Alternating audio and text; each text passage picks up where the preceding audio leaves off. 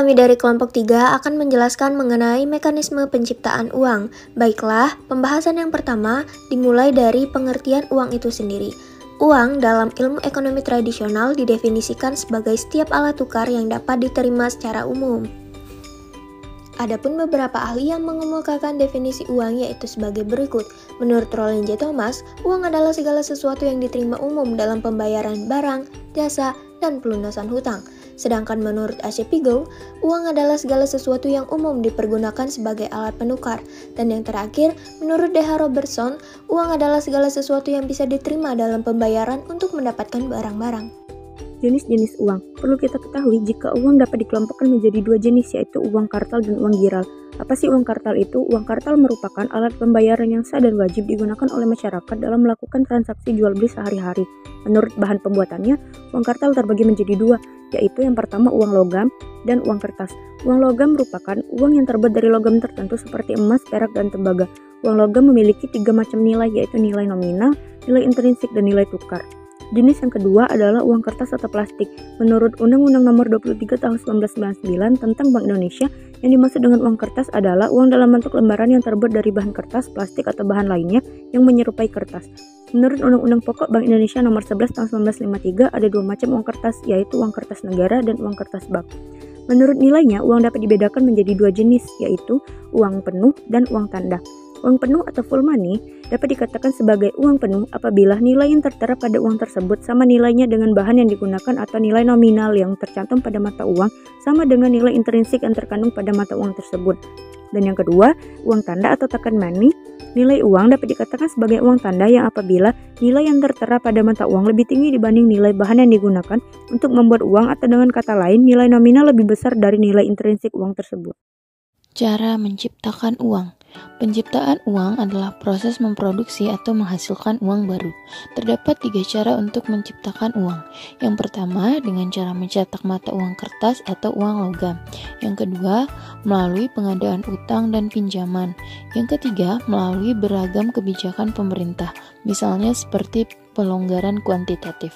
Berbagai praktik dan regulasi untuk mengatur produksi, pengeluaran, dan penarikan uang adalah perhatian utama dalam ilmu ekonomi moneter dan mempengaruhi berjalannya pasar keuangan dan daya beli uang. Jadi, uang tercipta saat bank memberikan kredit. Kredit adalah uang dan juga adalah hutang yang harus dibayar kembali plus bunga yang tidak diciptakan saat kredit diberikan. Penciptaan uang primer oleh otoritas moneter. Sebagai pelaksana fungsi otoritas moneter, Bank Sentral mempunyai wewenang untuk mengeluarkan dan mengedarkan uang kartal, yaitu uang kertas dan uang logam. Bank Sentral juga menerima simpanan giro bank umum. Di Indonesia, uang primer didefinisikan sebagai kewajiban otoritas moneter, yaitu Bank Indonesia, terhadap sektor swasta domestik dan bank umum, yang berupa uang kertas dan uang logam yang berada di luar Bank Indonesia, serta simpanan giro bank umum di Bank Indonesia.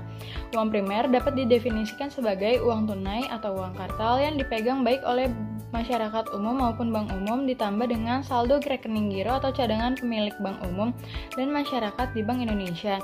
Perlu diketahui bahwa semua uang tunai yang dicetak oleh otoritas moneter adalah uang primer, tidak peduli apakah dipegang oleh masyarakat atau disimpan di bank umum. Dengan demikian, uang kartal adalah uang primer, tetapi tidak semua uang primer adalah uang kartal. Lalu selanjutnya ada diagram hubungan M0, M1, dan M2.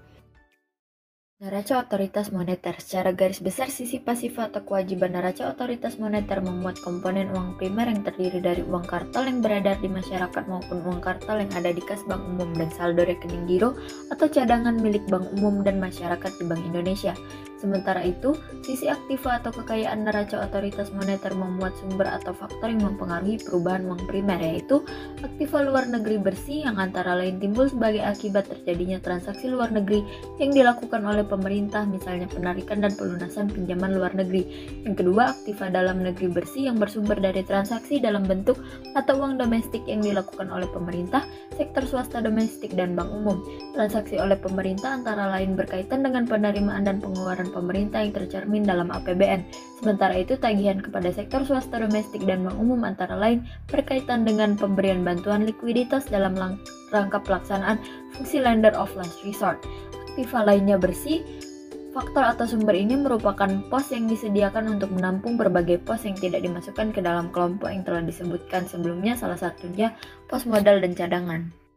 Cara bagi bank umum atau commercial bank dalam menciptakan uang giral dan uang kuasi dapat melalui 3 mekanisme. Yang pertama, mekanisme substitusi.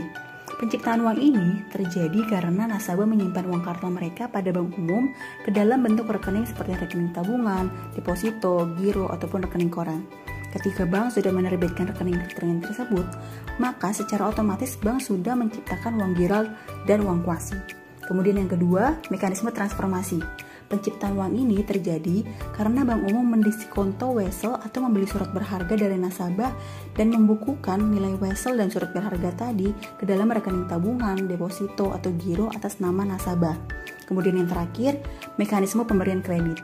Penciptaan uang ini terjadi karena bank umum memberikan kredit kepada nasabah atau perusahaan dan kredit tersebut dipindah bukukan ke dalam buku rekening koran atau rekening giro nasabah. Dalam hal ini, terjadi penciptaan uang giral senilai kredit yang diberikan tersebut. Baiklah, selanjutnya yaitu mengenai contoh konsep money multiplier. Penciptaan uang dapat terjadi jika ada kelebihan cadangan yang harus dipegang. Misalnya, Bank A mendapatkan dana dari individu A yang memasukkan sejumlah uangnya. Tambahan dana ini akan mempengaruhi posisi neraca dari Bank A. Sebagai contoh, seorang nasabah mempunyai uang tunai sebesar 1 juta yang disimpan dalam rekening tabungan di Bank A. Ketentuan besarnya cadangan giro wajib minimum atau GWM yang ditetapkan oleh Bank Sentral adalah sebesar 5% dari seluruh simpanan masyarakat. Hal ini membuat Bank A tidak dapat menyalurkan seluruh dana yang ada dalam bentuk pemberian kredit. Dengan demikian, Bank A harus menyisakan untuk cadangan sebesar 5% dari 1 juta, yaitu sebesar 50.000, sehingga kredit yang dapat disalurkan yaitu sebesar 950.000. Proses tersebut berlanjut dan tidak berhenti sampai di sini. Kredit sebesar 950.000 yang dipinjamkan ke individu B akan disimpan ke rekening tabungan di Bank B. Selanjutnya, Bank B menyimpan dana cadangan sebesar 5% dari 950.000, yaitu sebesar 47.500, dan menyalurkan sisanya ke pihak lain juga dalam bentuk kredit. Demikian pula, seandainya pihak lain tersebut menyimpan dana tersebut ke Bank C, maka proses yang akan terjadi adalah seperti Bank A dan Bank B. Jika diasumsikan ketentuan GWM sebesar 5% tersebut berlangsung, maka potensi penyaluran kredit dapat dihitung secara sederhana, yaitu sebagai berikut. Maka ekspansi kreditnya adalah 1 dibagi 5% dikali 1 juta, yaitu sebesar 20 juta. Dari penjelasan ini, maka dapat disimpulkan bahwa uang primer sebesar 1 juta dapat mengakibatkan pertambahan uang beredar menjadi 20 juta, yaitu dalam bentuk kredit. Sehingga mekanisme di atas menjelaskan besarnya ekspansi kredit tergantung pada ketentuan cadangan minimum.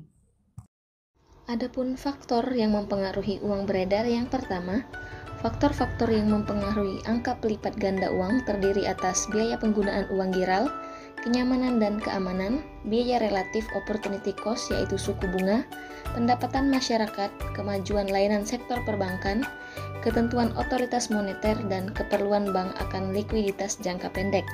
Yang kedua, faktor-faktor yang mempengaruhi perubahan uang primer terkait dengan perubahan transaksi keuangan, baik dari sisi penggunaan uang primer, uang kartal dan saldo giro atau cadangan bank umum di bank sentral, maupun faktor yang mempengaruhi uang primer.